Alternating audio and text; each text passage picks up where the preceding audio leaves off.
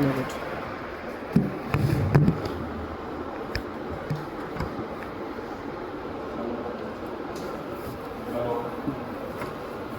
Can you hear me? Yes, sir.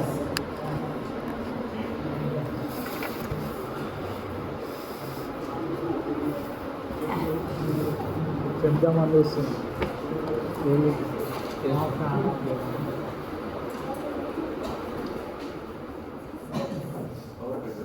No sir, we just don't know. Okay. Go on, fan. No sir, we can't order. We can't order. We cannot really listen. Okay, shall we start? Yes sir. This sir. That's it? Yes sir. Okay, now coming to the last part, lymphatic system. Okay, this is a bit tricky, might be difficult for you to understand, but I'll try to make it as easy as possible. Okay? Now we all know we have arterial system to supply the blood.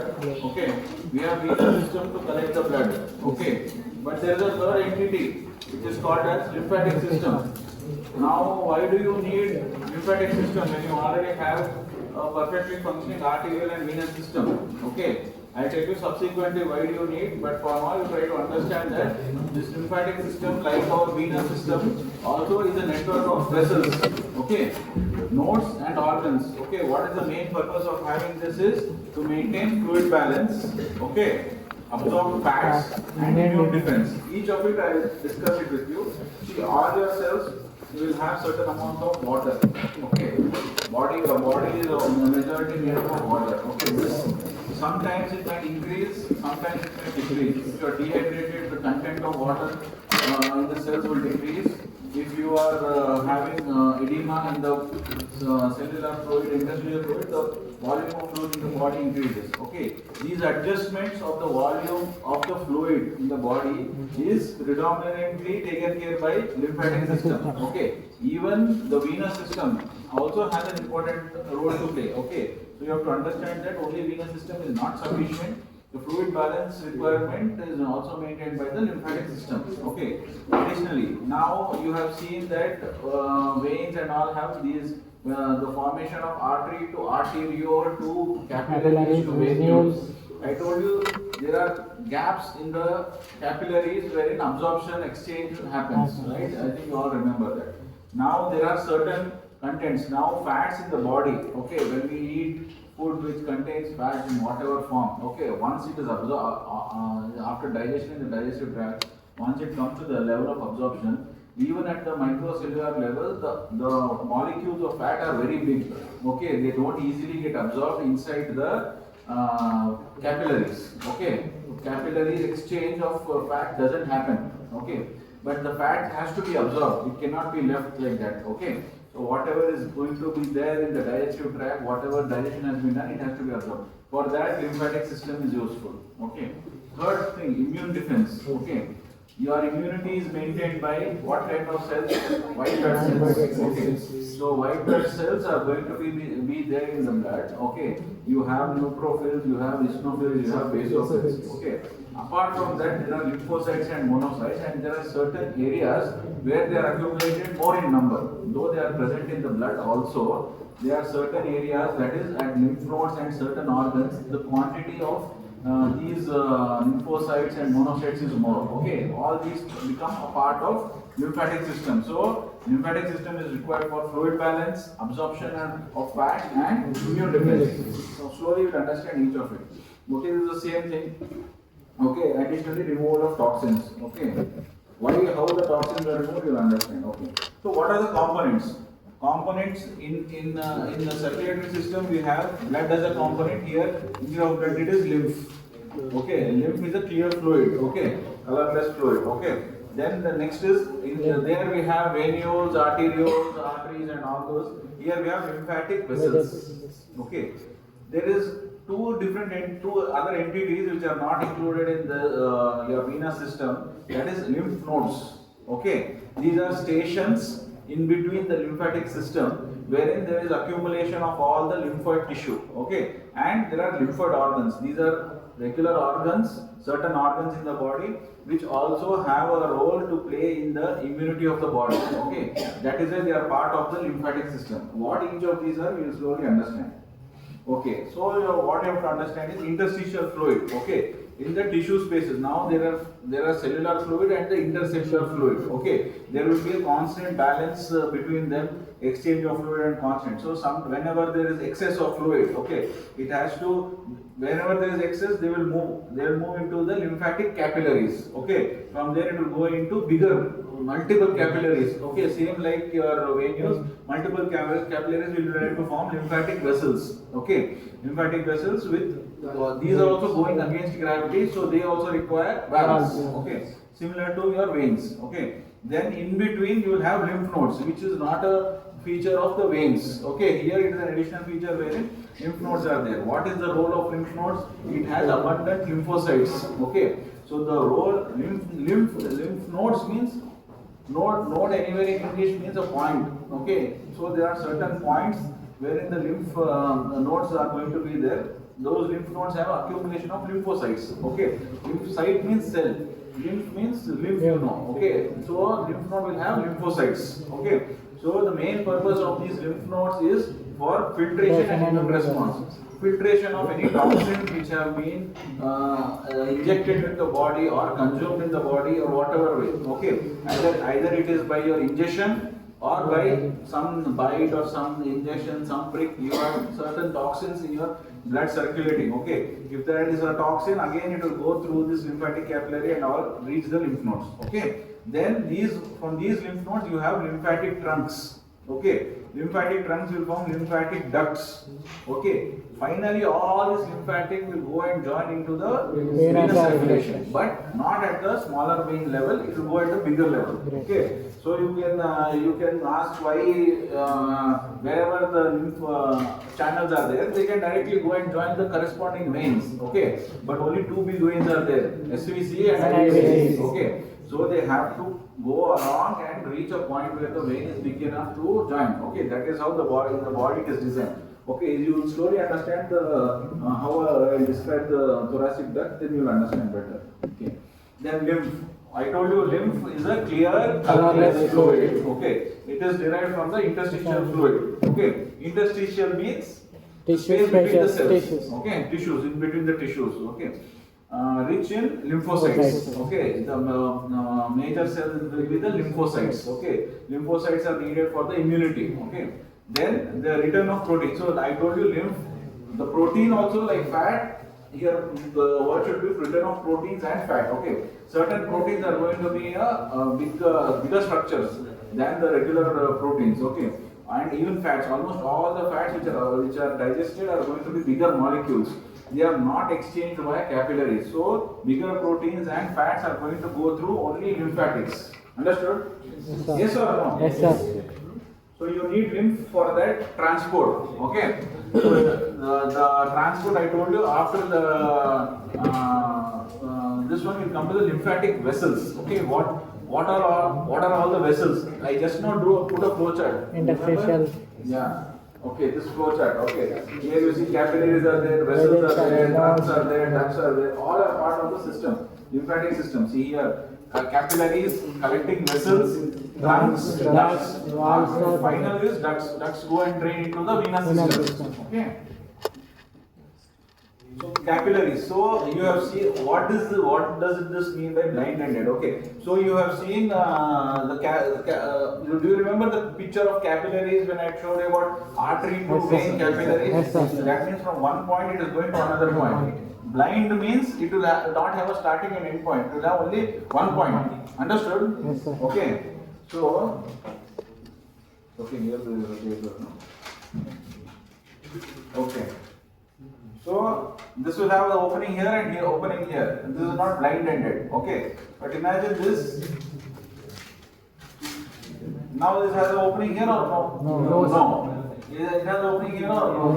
Yes. So there is opening here, there is no here. So this is blind-ended. Okay. So this is end. Okay. But the venous capillaries are not like that. They are like this. Okay. So lymphatic capillaries are blind-ended. Okay.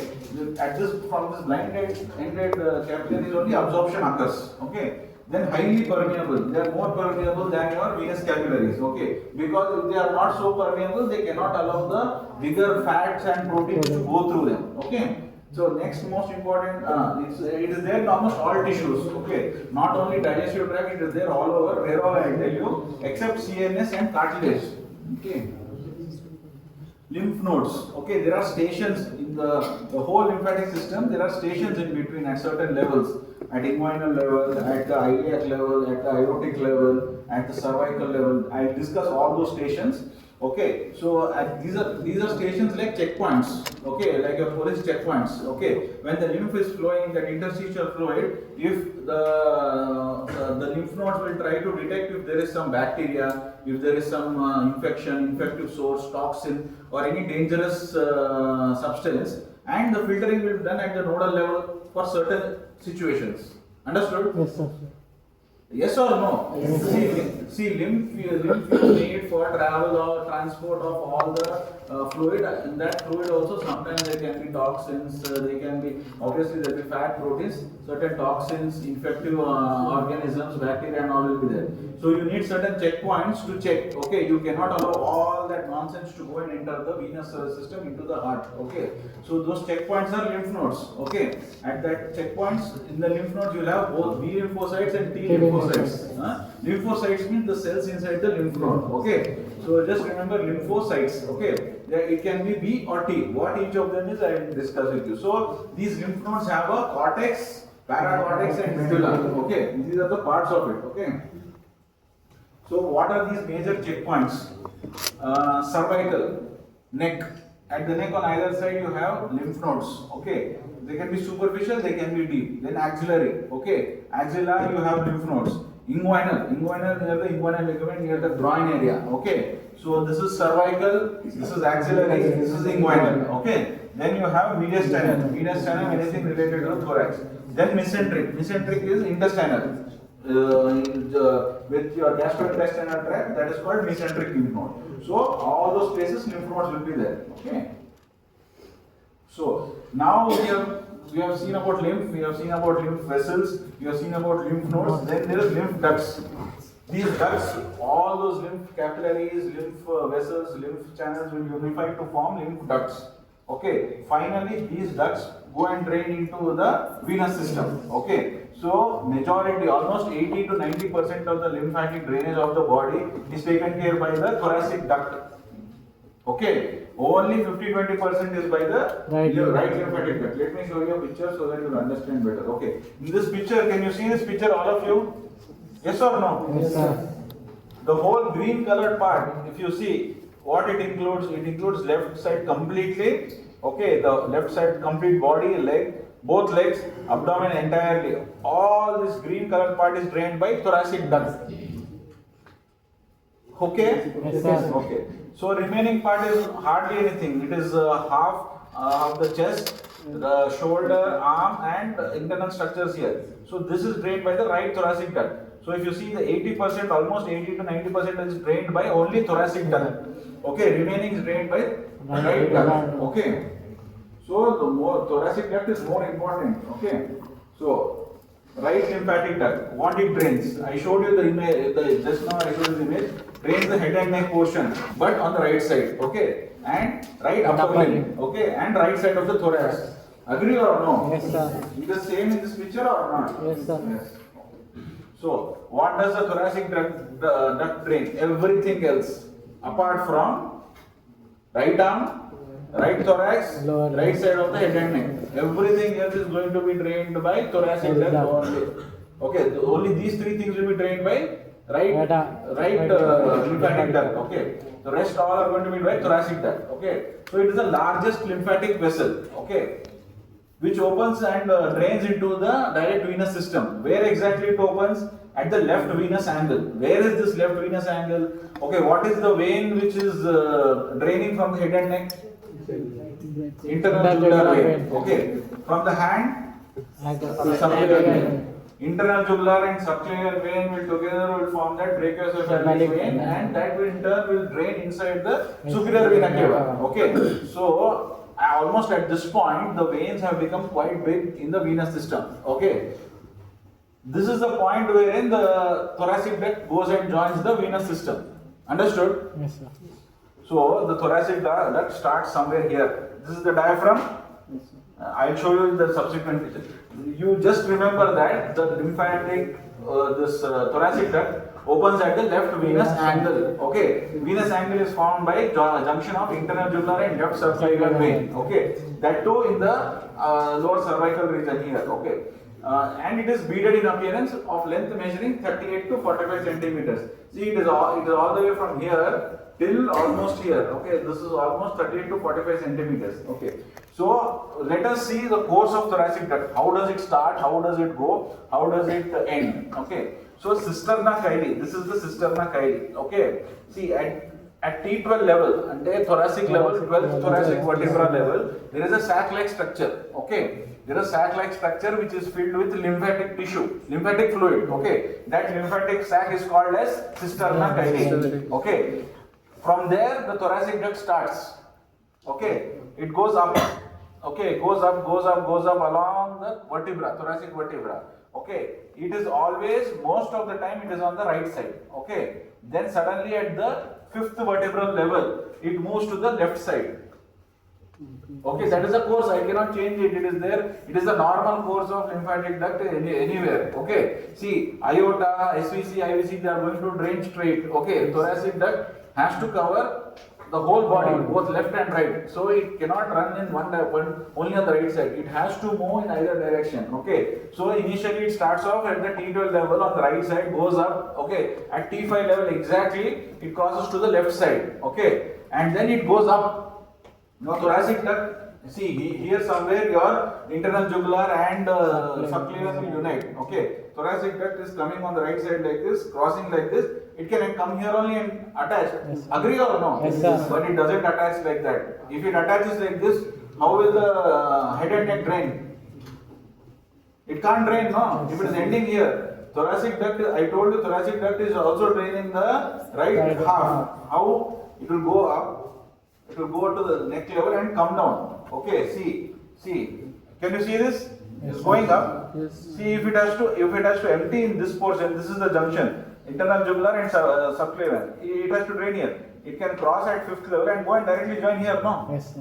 Why should it go like this? To drain It has to the go head. because it has to drain even the remaining portion of the head and neck. Okay, understood? Yes, sir. So you have to understand that it reaches the superior mediastinum. Okay, at the C level, cervical spine 7 level. Okay, almost in this level, posteriorly it reaches. Okay, then it goes and terminates at the left angle. Understood? Yes, sir.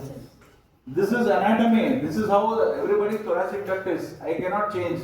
I can give you some points to make you understand why it is the course is like that. But beyond that, I can't help you much. Okay. So here now you can see this image better. What is this green part?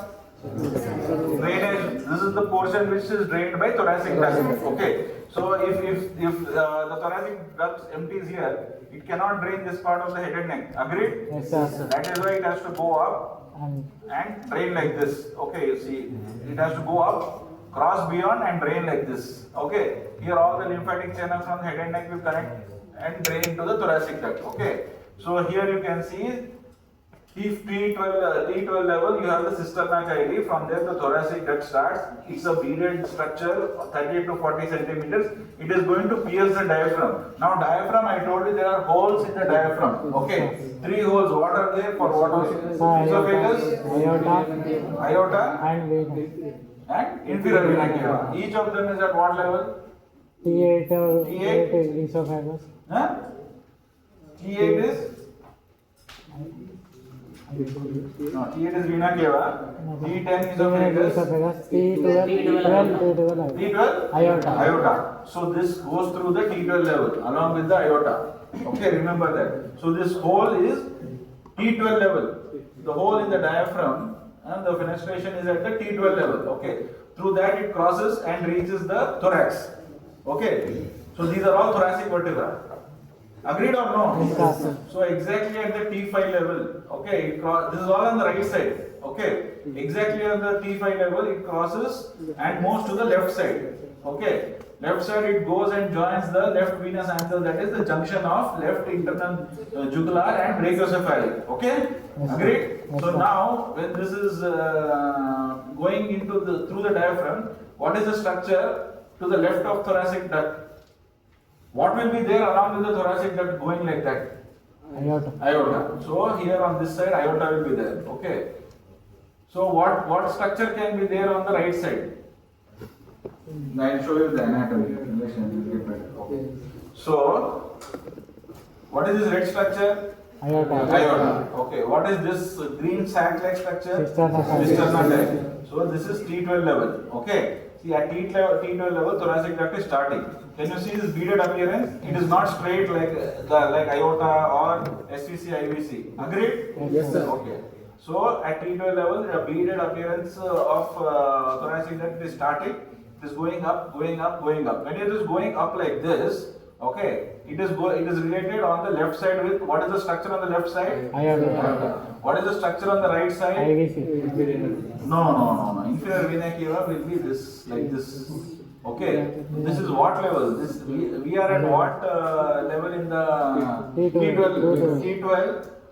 Inferior vena cava cannot be like this. No. Inferior vena cava will be slightly more anterior. Okay. This is more related to the aorta. Okay. See, IVC. If you see 8, 10, 12. Okay. So IVC, esophagus, and aorta is at the back. Okay. IVC and aorta is like this. Okay. So this structure is not IVC. This is azygos vein. Okay. This is azygos vein. This is a big vein, but it is not as big as the inferior vena cava. Okay. It is finally going to drain into the superior vena cava, crossing and joining with the accessory hemiazygos and hemiazygos vein, which is on the left side. Okay. So this will go like this, hook around the hilum of the lung and drain into the SVC. It is complicated to understand for you the azygos vein anatomy. So for now you remember that thoracic duct from here when it is going up, on the right side it will have the azygos vein, on the left side it will have the aorta. Agreed? Yes, sir. Yes, sir. Okay, then at the level of which vertebra it crosses over? So when it crosses over, it goes upwards. Okay, when it is going upward, what is the structure on the right? Esophagus. So here in the thorax, when it comes here in the thorax, it is related to the esophagus. So it is just adjacent to the esophagus. That is why it can get damaged when esophageal surgeries are done. There is a high chance of getting damaged. Okay. So after that it runs above. Okay. At what level? C7. It is going up to C7 and then it comes down. Okay. And it opens into the venous system at the level of left subclavian and internal junction. Agreed? Yes, sir. This is anatomy. You have to understand. If you remember this diagram, you can answer more than 15 to 60% of the questions related to thoracic duct. Okay. So this is a one-way flow, like your venous system. And what helps this one-way flow? See, arterial system will have a heart for pumping. One direction, okay. The venous system will not have pumping direction, it is only controlled by valves. Lymphatic system also similarly, it only depends on valves, okay. Some assistance is there by skeletal muscle, like your calf muscles will help the venous circulation. Lymphatics also, your muscular contraction partially contribute for the drainage, but not as effective as the contraction of the heart, okay. Now, we have learned about lymph, we have learned about lymphatic capillaries, we have learned about lymphatic ducts. Okay, we have learned partially about the lymph node, we will subsequently understand further. Then there are lymphoid organs which we didn't discuss about. There are two types of lymphoid organs. That means these organs are there, this is not the sole purpose. Lymph nodes only sole purpose is to monitor any infection or any toxins. Okay. The lymphoid organs, their sole purpose is not that. They do have other functions, one of which is to contribute for the immunity. Okay, how they function. Okay, so what are the lymphoid organs? Bone marrow, okay, and thymus. Okay, so bone marrow, bone inside the internal structure of the bone is called bone marrow, where all your production of your RBC, WBC happens in the bone marrow. Okay, that same point wherein your lymphoid cells also originate. Okay, that is called primary or central lymphoid organ. Okay, one. Second lymphoid organ is thymus. Okay. But thymus, the peculiarity about thymus is when the child is born, the thymus is also small. As the child grows, the thymus increases. Up to the age of 18 to 20 years, the thymus is very huge. Okay, it enlarges. After the child crosses the age 20, 21, the thymus slowly shrinks. Okay, shrinks and it remains like a small organ end of the day, but it does not disappear. Okay, so why it is, how it is, to understand, you have to understand that. I'll explain it in the subsequent slide. Okay, so bone marrow is going to remain. Okay, bone will keep growing. Bone marrow is going to continue producing the lymphoid cells. But thymus, until the child reaches the age of 18-20, it is very active. But after that, the functioning decreases. Okay, yes or no? Yes, sir. Then there are secondary lymphoid organs. Okay, these are peripheral. Okay, so these what are these peripheral lymphoid organs or secondary lymphoid? See, the function, primary function of bone marrow is production of these lymphoid cells, bone marrow production of RBC, WBC, everything. Okay, this is their only job. The only job of thymus is also only related to production of lymphoid cells. Okay, but for these structures, if you see, these are peripherally located, okay, and some of them are second. This is the secondary function. Okay, lymph nodes are peripherally located. Okay, they are not deep. Few are very deep, but most are superficial. And spleen has multiple functions. Okay, most predominant function is again removing the toxins. How it works, I tell you. Then there are tonsils. Everyone must have heard about tonsils. Then mold. These are mucosa associated lymphoid tissue. What each of these is, we will discuss. Okay. So first we try to understand what are lymphoid cells. Okay, what are these lymphoid cells which are present in all these lymphatic structures which we are discussing? Primary lymphoid organs, secondary lymphoid organs have lymphoid cells. What are these lymphocytes? Okay, lymphocytes can be either they are type of WBC, that is white blood cells. Okay, they can be either B lymphocytes or T lymphocytes. T means T from thymus. Okay, so T lymphocytes, they can be produced from the thymus or they can be produced from the bone marrow, but ultimately they have to reach the thymus gland for maturation. Okay, they cannot function to their full capacity, they cannot mature and function if they do not reach the thymus. So when a child is born, when will your lymphocytes and all increase? When you are born, you are not exposed to any infections, you are not exposed to any toxins. But as the child grows, okay, child is playing, getting exposed to outside environment, getting exposed to people, getting exposed to dirt. Slowly child will get infections, slowly child will try to increase the immunity inherently. That is when all these cells, B lymphocytes, are going to the thymus and they are trying to mature. So the thymus is very active in your early stage when you are getting exposed to infections. Okay, when you are born. Okay, so initial first 15-20 years the thymus is very active because it has to actively make sure that all the cells coming to it are going to mature and perform well. That is, T lymphocytes can function well.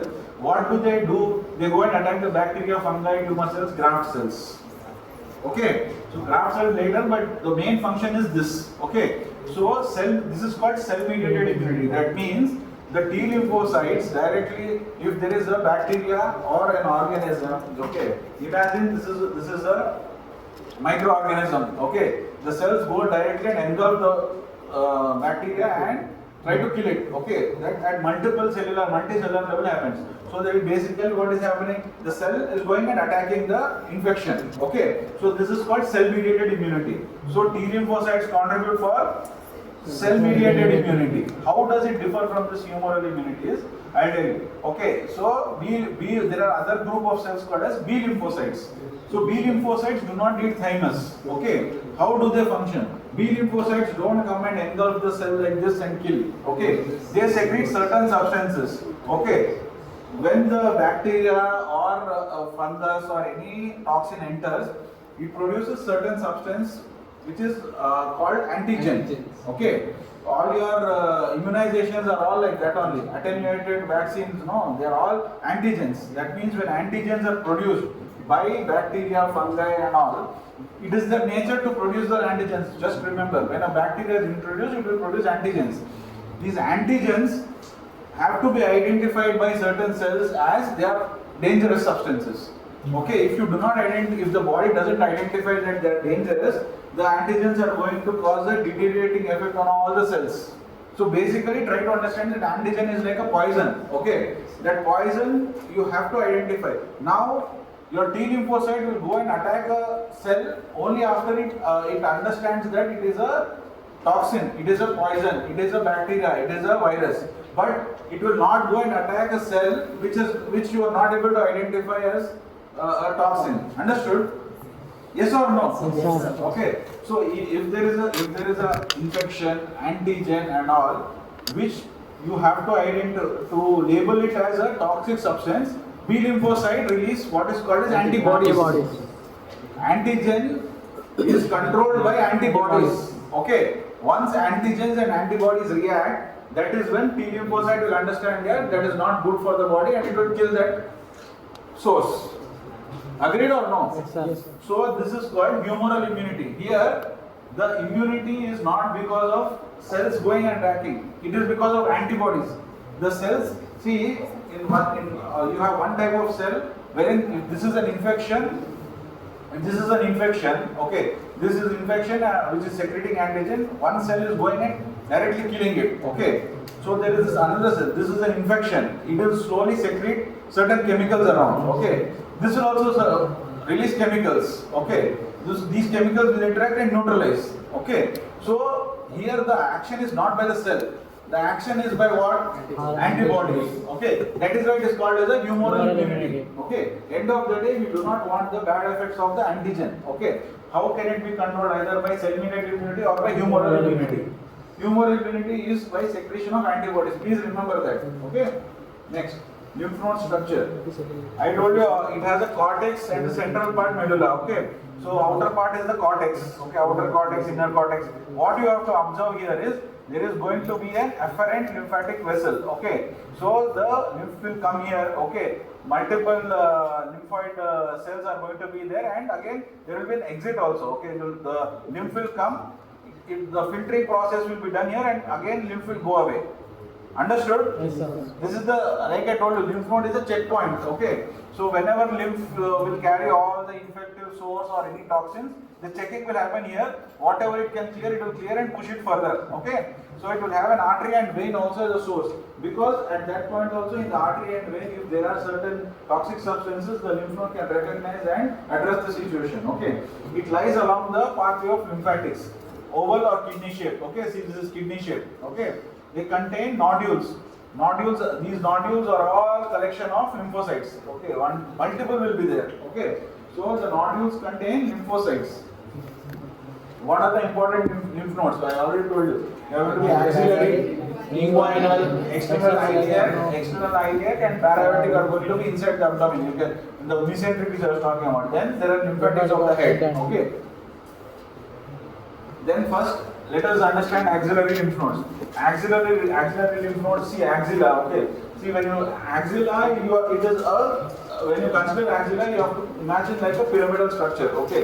It has an apex. It has a base. Okay. It has a lateral surface, medial surface. Okay. So that is the reason you have lymph nodes divided into 5 groups.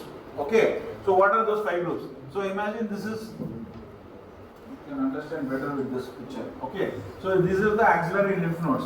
Okay, these are anterior. Agreed or no? Yes, sir. This is posterior. Yes or no? Yes, sir. These are lateral. Yes or no? Yes, sir. This is going to be lateral side, no? If this is the pyramid, this is the axilla, this is lateral, this is anterior, this is posterior. Agreed? Yes, anterior, posterior, lateral. Then in the apex, there will be one. Pyramid will have an apex, no? Yes, sir. That apex will be there higher up inside. Okay, and central. Okay, see. Now same thing. Anterior. Agreed? Yes, sir. Anterior. This muscle here is pectoralis muscle. So the other name is anterior group is also called as pectoral. Okay. Posterior. Here subscapular muscle is there, so it is called subscapular. Okay. Lateral is in the hand. Okay. Then central. Central is in this floor. Okay. Apical is higher up at the apex of that. Okay. These are the 5 groups. Okay. You have to remember this. What are the groups? Tell me here. See this you tell me. Anterior, Anterior, posterior, lateral, central and apical. why that is important? I tell you. So just try to remember where all the lymph nodes are, why it is important, you'll slowly understand. Okay. So inguinal lymph nodes, okay. Most of these inguinal lymph nodes, see these are the lymph nodes, green color. Can you see? Yes, sir. Okay. This is the inguinal ligament. Okay, there is a ligament here. Okay. From pubic tubercle to anterior superior leg spine. Just remember that this pelvic bone is there, no? It has two halves. Two halves of pelvic bone are connected like this. Okay, it has certain levels. Okay, wherein a ligament is connected from here to here. Okay, that ligament is called inguinal ligament. Why you should know that there are certain structures above it, certain structures below it. Okay, that is like a landmark. So superior lymph nodes which are superior means above the inguinal ligament are superior group. Which are inferior are called, which are below they are called inferior. So inferior means they are going to lie along to, this is what vein? No? This is superficial, no? What is the superficial vein of the leg? I told you it starts at medial, somewhere here. Great saphenous vein. Okay, great saphenous vein goes and drains into the femoral vein here. Okay, so here along this, here in the inferior portion, you can see some lymph nodes. Those are the inferior group. Okay, they drain along this lower limb. Okay, so it receives all the blood vessels from the lower limb. Okay, accepted? Yes or no? Yes, sir. Okay. So superior group will drain this part, that is lower abdomen, lateral part of the abdomen, genital area, okay, in femoral area. All these are going to be drained by the superior group. So there is a superior group, there is an inferior group. Okay, so these are related to inguinal region, inguinal lymph nodes. Okay, then there are lymph nodes of head and neck. Head and neck, there will be superficial lymph nodes and deep. Okay, so these are the superficial lymph nodes. Okay, occipital means what? Occipital bone. Behind, occipital. Mastoid means everyone going behind your ear, there is a bony prominence. Yes or no? Please. Okay, that is called mastoid. Okay, so the lymph nodes there are called mastoid. Okay. This is called parotid. Here our parotid gland is there. So this is parotid gland. Okay. Buccal facial. Again there is the facial area. So these are all in the superficial zone. They are going to drain the head. Okay, head area. Occipital, mastoid, parotid and facial. Okay. Buccal. Buccal is inside. Okay. Neck. This is called mentum. Symphysis menti. Okay. Here the two mandibles unite. Okay. So lymph nodes below is called submental. Okay. These are submental lymph nodes. You cannot palpate anything here because if you have infection, if you have cancer, if you have any disease, lymphoma or something, then only your lymph nodes will become big. Normally they are not going to be big. You are healthy, you don't have any infection, you don't have any cancer, they are not going to be active. They are going to be there, but they are not going to be enlarged. Okay, so you cannot feel anything. Okay, so you have this submental nodes, then this is mandible. This is mandible. Below this is submandibular. Okay, then this is cervical. Cervical means neck. So superficial cervical. Okay, then there is retropharyngeal. Okay, pharynx. Pharynx, everybody knows what pharynx is. Okay, oropharynx, nasopharynx is a common combination. Okay, then it will divide into trachea, esophagus. Okay, so behind the pharynx. Okay, behind the pharynx is called retropharyngeal. Behind the pharynx. Okay, then prelaryngeal. Okay, after the pharynx you get the larynx, then trachea and all those. So once the larynx is formed, prelaryngeal. Okay, in front of the larynx. Then there is trachea. After larynx, trachea. Pretracheal. Okay, then there is a spinal accessory is a nerve. Okay, in the neck. One of the cranial nerves. 12 cranial nerves, one of the nerves is called spinal accessory. So along that they are called spinal accessory and supraclavicular. Okay, here supraclavicular.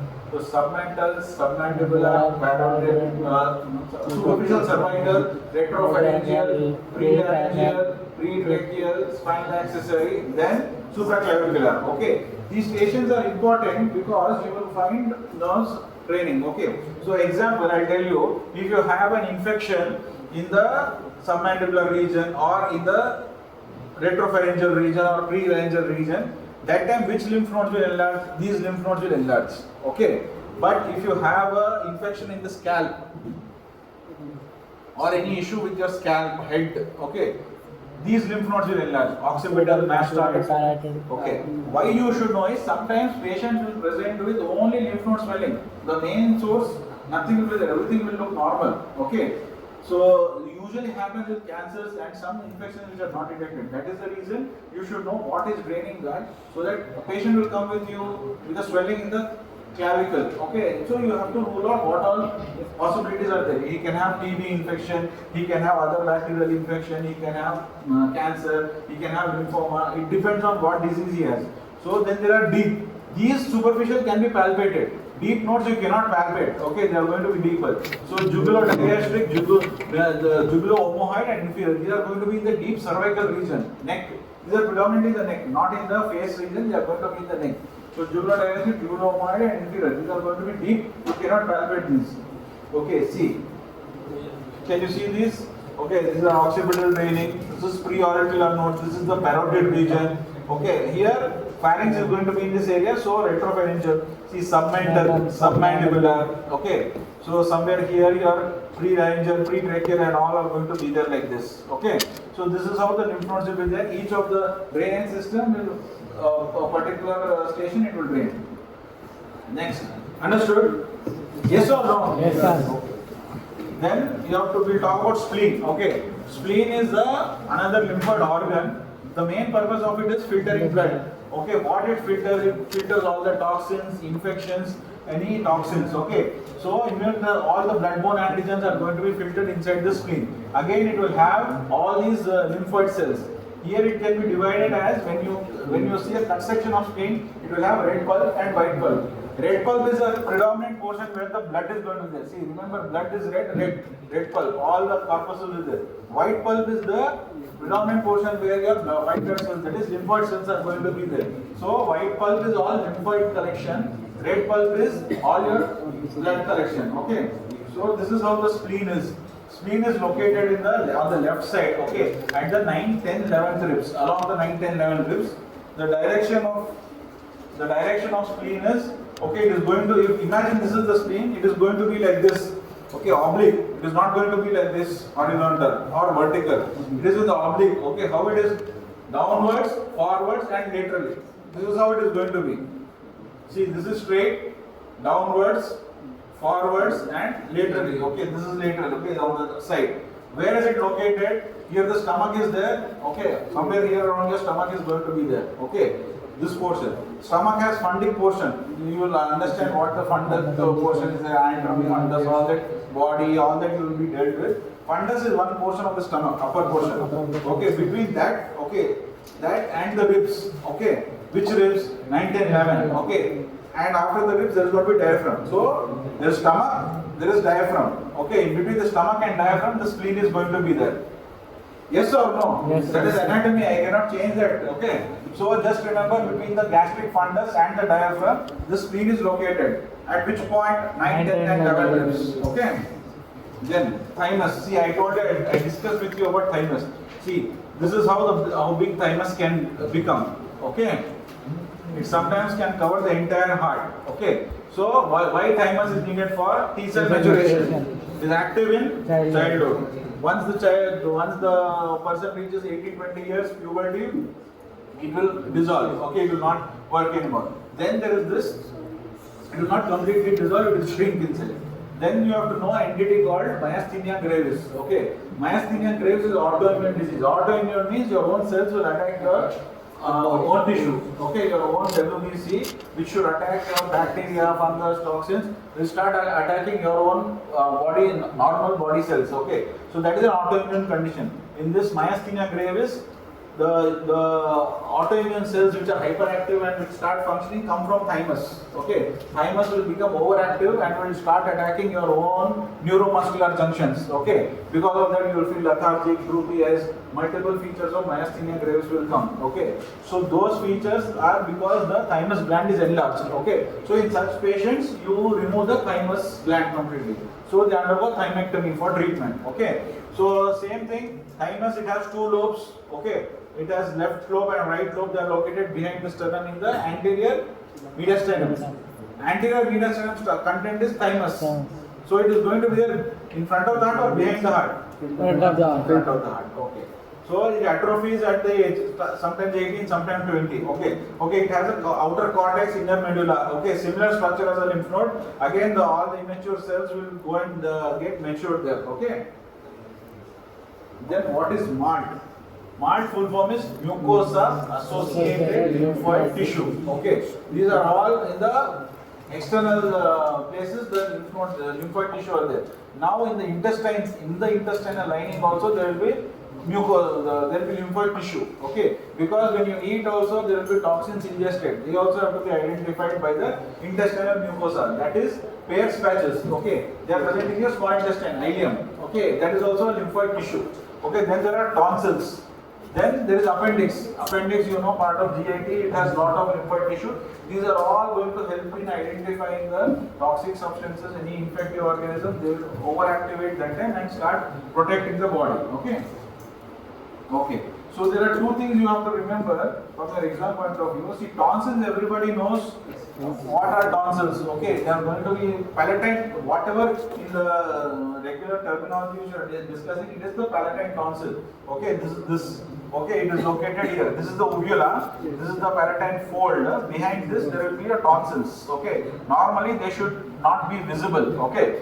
They should be behind this fold. Okay, this fold, they should be behind. But if they are enlarged, they will see how it is this fold